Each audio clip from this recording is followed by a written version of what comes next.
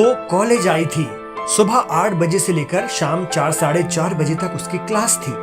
लेकिन कॉलेज में उसके साथ जो वारदात हुई उसने कर्नाटक समेत देश को हिला दिया है।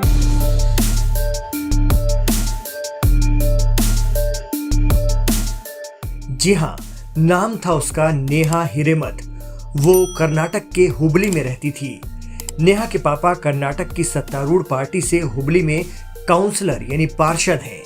नेहा एमसीए फर्स्ट ईयर की स्टूडेंट थी और हुबली के बीवीबी कॉलेज में पढ़ रही थी।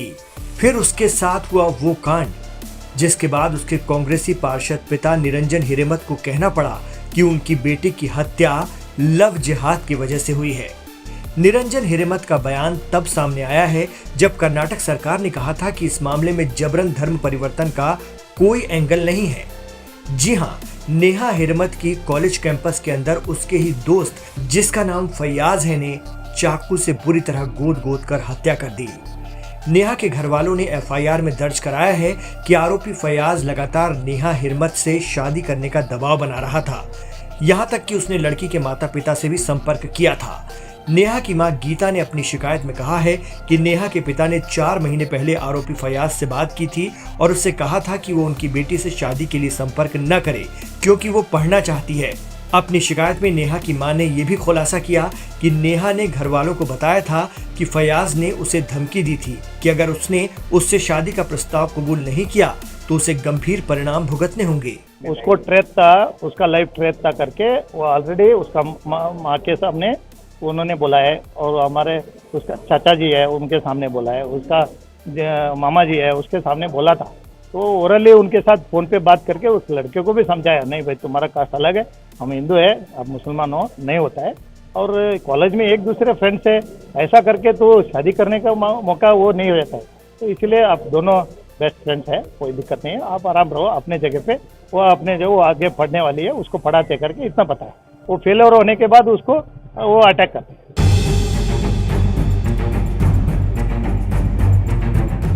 पुलिस ने बताया है कि नेहा और फैयाज दोनों बीसीए कोर्स के दौरान बैचमेट थे। पूरी घटना सीसीटीवी कैमरे में भी कैद हो गई। पुलिस के मुताबिक फैयाज चाकू लेकर कॉलेज कैंपस के अंदर गया और नेहा पर 5-6 वार कर दिए। हमले के दौरान उसे भी चोटें आईं और उसे पीड़िता के साथ अस्पताल ले जाया गया। अस्पताल में नेहा को मृत घोषित कर दिया गया।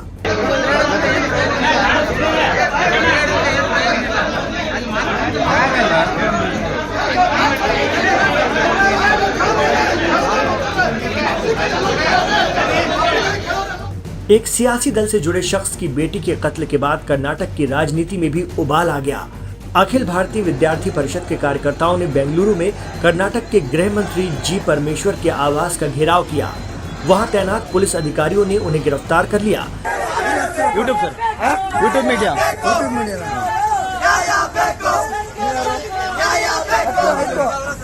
नेहा की आखिरी रस्मात के वक्त भी उसे श्रद्धांजलि देने सियासी दलों के नेताओं के अलावा बड़ी तादाद में स्टूडेंट पहुंचे थे।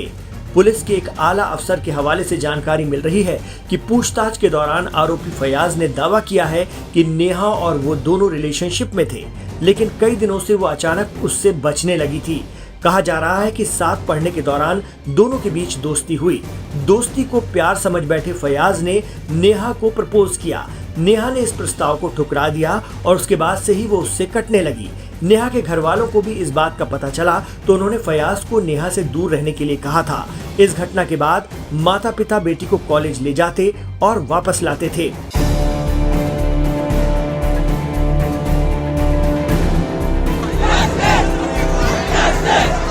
लड़की के पिता कह रहे हैं कि वो मेरी बेटी के पीछे पड़ गया था। ये लव जिहाद नहीं तो और क्या है। उन्होंने दावा किया है कि विवाह के नाम पर जबरन धर्म परिवर्तन बहुत फैल रहा है। उन्होंने कहा है कि इस तरह की घटनाएं होती रही हैं। मैंने ऐसे कई मामले देखे हैं। उनकी क्रूरता बढ़ती जा रही है। युवा क्यों भटक रहे हैं? हालात ऐसे हो चुके हैं कि मैं ये कहने में संकोच नहीं कर सकता क्योंकि मैं बेटी को खोने का दर्द जानता हूँ। कई माता पिता अपने बच्चों को खो रहे हैं। मुझे लगता है कि ये लव जिहाद फैल चुका है।